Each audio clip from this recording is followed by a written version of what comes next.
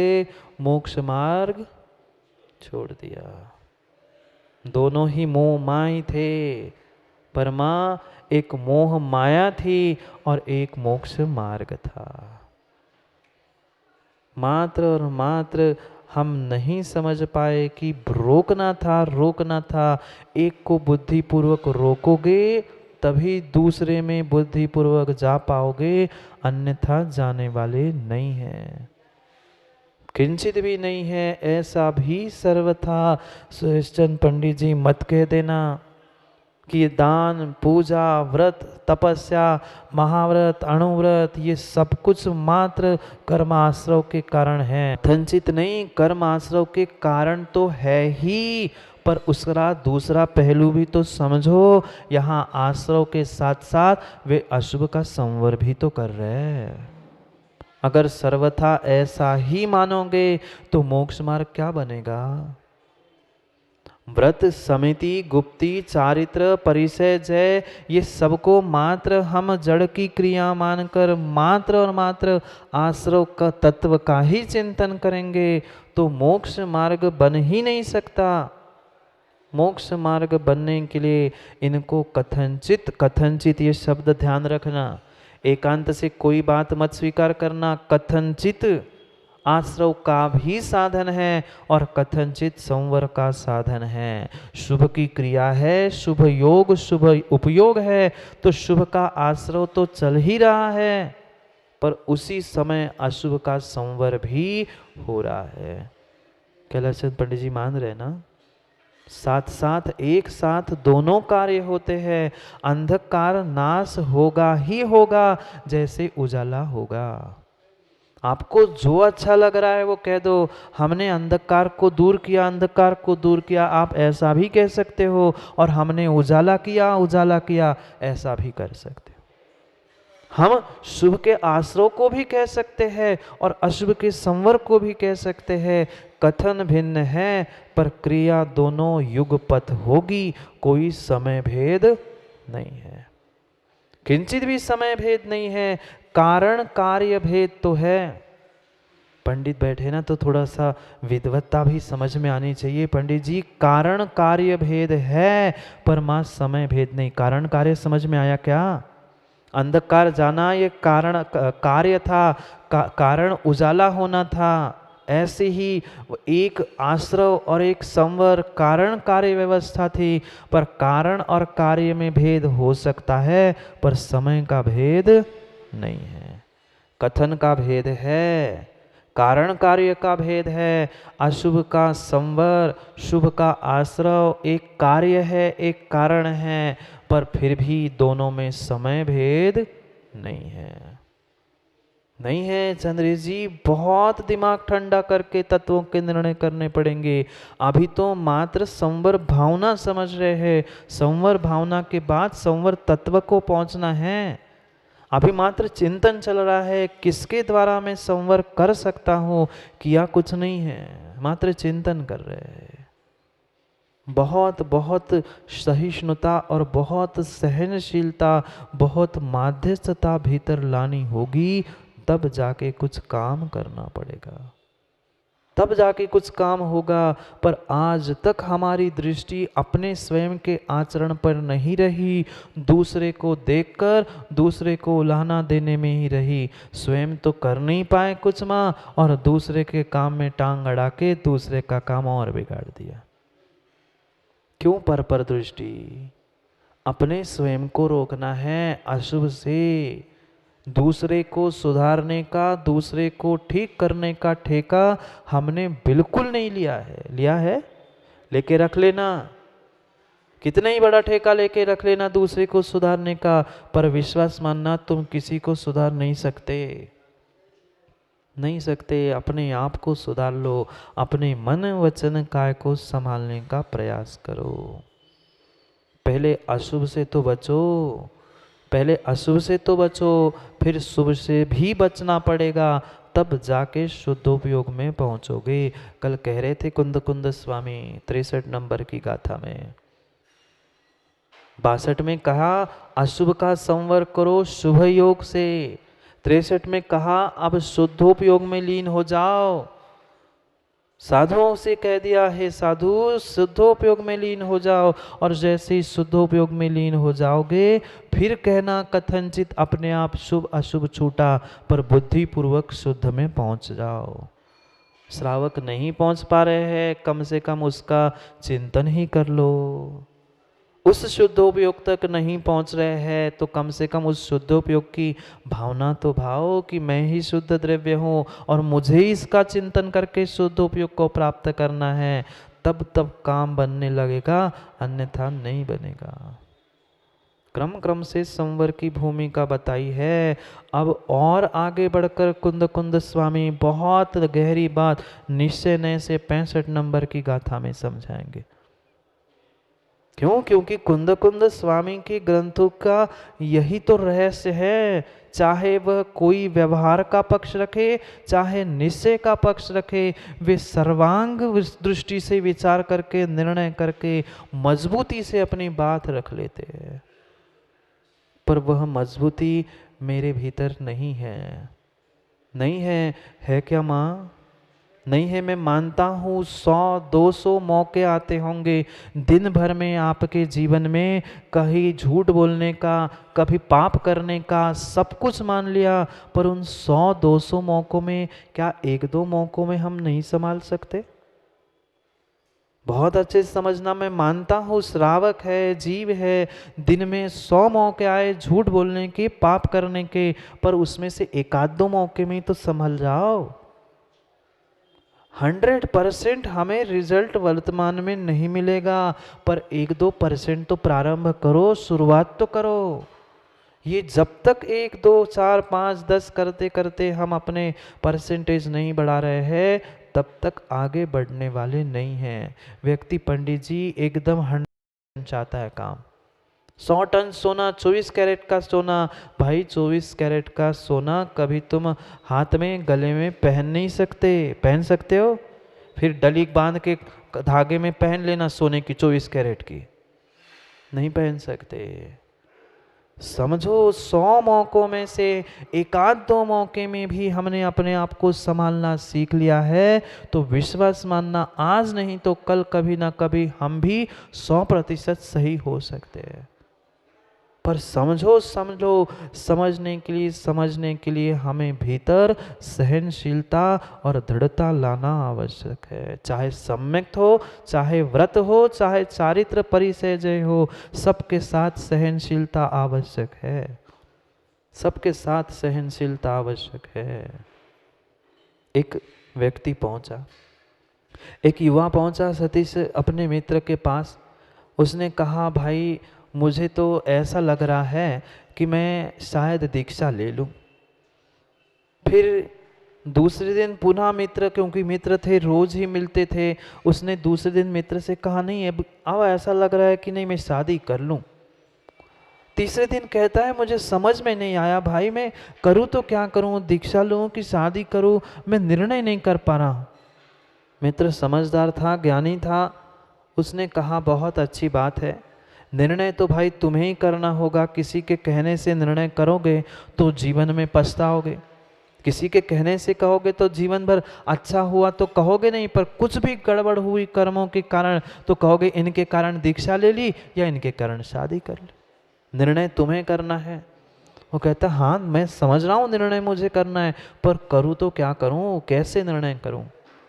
मित्र ने कहा, चल अभी कल एक काम करते हैं, कल सुबह सुबह हम मिलते हैं, कल रविवार है, कल मुझे भी छुट्टी है, हम मिलते हैं और तू मेरे घर चले आना, फिर हम बात कर। सुबह सुबह जैसे ही मित्र उसके घर में पहुंचा, लगभग 10-11 बजे का समय होगा। 10-11 बजे जैसे ही मित्र घर में आया, उस मित्र की जिसके घर में गया था उसकी पत्नी थी। उस पत्नी को उसने अंदर से आवाज़ देकर बुलाया और पानी वगैरह सब कुछ हो गया, और पत्नी से कह दिया कि जाओ एक घी का दीपक लेकर अंदर से जला के ले आना। पत्नी गई, जाकर घी का दीपक जलाकर लेके उनके सामने रख दी और चली गई। जो मित्र जिसके घर पे पहुंचा था, जिसकी पत्नी वह थी, उसने धीरे से उस मित्र को, जो दोलायमान स्थिति में अपने आप में भ्रमित था, उसको कह दिया, कुछ समझ में आया? वो कहता है समझ में आता तो यहाँ क्यों होता। वो आया हुआ मित्र कहता है समझ में आया ही होता तो मैं यहाँ क्यों होता। कहना देख, निर्णय कर, अभी तूने कुछ देखा, अभी चलते हैं, तुम्हें और कहीं ले चलता हूँ। कहता है पहले इस ये दीपक का कुछ संदर्भ तो बता। कहता सब बताऊंगा, धैर्य रख, पहले चल, अभी आया ही है, पास में यहाँ एक साधु जी है, उनके पास हम मिलने चलते। पहुँचे, पास में ही दिन के ही समय में पास में ही वह पहुँचे। चलते चलते पास में एक छोटी सी पहाड़ी टाइप की थी और वहाँ पर ऊंचे मंदिर के में वह साधु महाराज बैठे थे। साधु महाराज बैठे थे, उन्होंने नीचे से आवाज़ लगाई मित्र ने, बाबा जी, साधु जी, मेरा मित्र आया है, उसको मुझे ऊपर ले आना है, पर मेरे पैर में तकलीफ़ है, मैं ऊपर चढ़ नहीं सकता, कृपा करके मुझे दर्शन दे के जाइए। कौन कह रहा है? साधु की सहनशीलता और दादा साधु का समता परिणाम बता रहे हैं। संवर की बात चल रही है, कैसे संवर हो। उस युवा के सामने, उस मित्र के सामने उन बाबा जी को, साधु जी को उनने आवाज़ लगाई। साधु जी ने सोचा सही में मेरा कोई भक्त कष्ट में है, पीड़ा में है। वह उतर के नीचे आए, दर्शन लिए, उन दोनों ने आशीर्वाद दिया और तुरंत चले गए। जैसे ही मंदिर के दरवाजे तक ही साधु जी पहुँचे होंगे, पुनः उस पति ने आवाज़ लगाई, जो मित्र था उसने आवाज़ लगाई, बाबा जी क्षमा करना, गलती हो गई, एक प्रश्न पूछना था, एक प्रश्न पूछना था, ऊपर तो मैं चढ़ नहीं पा रहा हूँ, कृपा करके। बाबा जी ने जैसी बात सुनी, उल्टे पैर पुनः लौट के नीचे आ गए। उसने अपनी प्रश्न पूछा, बात पूछी, बात हो गई। बाबा जी ने पुनः दोनों को आशीर्वाद दिया, साधु जी ने, और पुनः ऊपर चले गए। पुनः जैसे ही आधे से ऊपर तक पहुँचे, पुनः उसने आवाज़ लगाई, बाबा जी क्षमा करना, गलती हो गई, और थोड़ा सा काम शेष है, आपने तो इस युवा को हाथ रखे आशीष दिया ही नहीं है। पता नहीं ये कहाँ से कब आपके पास आएगा, पहली बार आपके दर्शन करने आया है, आप और थोड़ी सी कृपा कर दो, और थोड़ी सी अनुकंपा कर लो कि नीचे आके इस बालक के सर पे हाथ ही रख दो।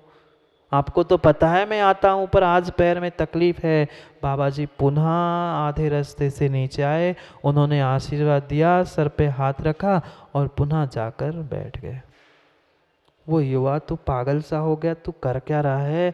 ना तेरे पैर में कोई चोट है, ना तुम्हें दिन में इतना उजाला होने पर तूने पत्नी से जलता हुआ दीपक मंगवाया, बाबा जी को 3 बार नीचे बुलाया, तू चाहता क्या है?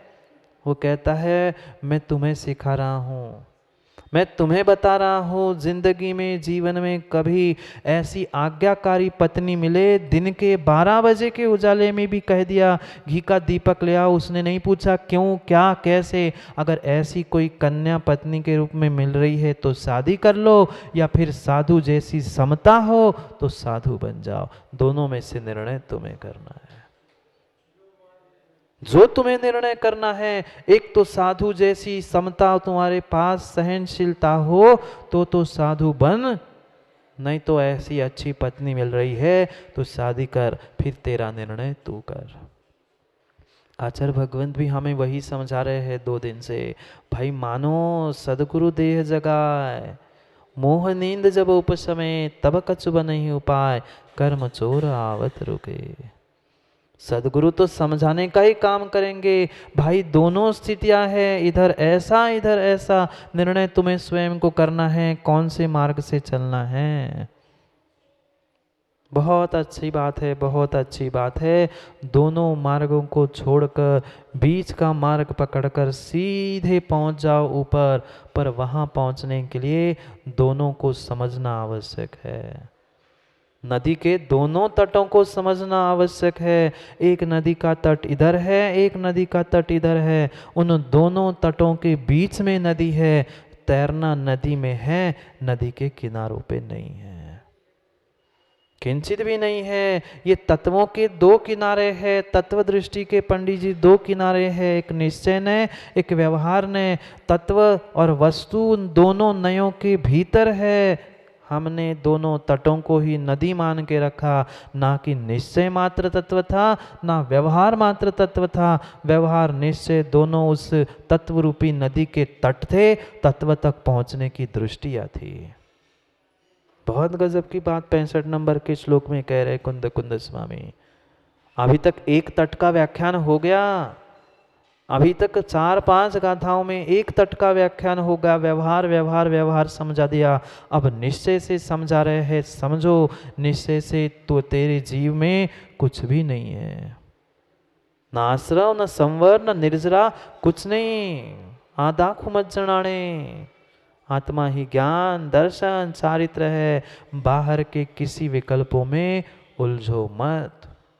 पढ़ते हैं गाथा, समय हो रहा है।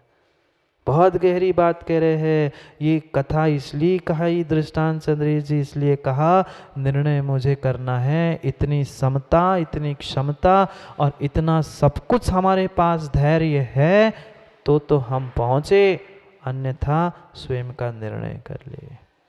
जब तक हमारा अभिप्राय नहीं बदलेगा तब तक काम बनने वाला नहीं है। पढ़ते हैं पहली गाथा को, फिर और भी चर्चा करनी है संवर भावना के विषय में, वो भी करते हैं। जीवसण संवरणम परमठनेन शुद्ध भावादो संवर भाव विमुक्तम अपाणम चिंतयेणिचम। कितनी अच्छी बात कह रहे हैं। जीवस न संवरणम, जीव के संवर होता ही नहीं है। जीव में न जीव के संवर तत्व होता ही नहीं है। जीव तत्व भिन्न है और संवर आश्रव तत्व भिन्न है। पिछली गाथा नंबर 60 में भी कुंद कुंद स्वामी ने कहा था, आश्रव मेरा स्वभाव नहीं है, मैं आश्रव नहीं हूँ, न मेरे में आश्रव है निश्चय न से। जब आश्रव मेरा नहीं है, मेरे में आश्रव नहीं है, तो संवर भी मेरा नहीं है।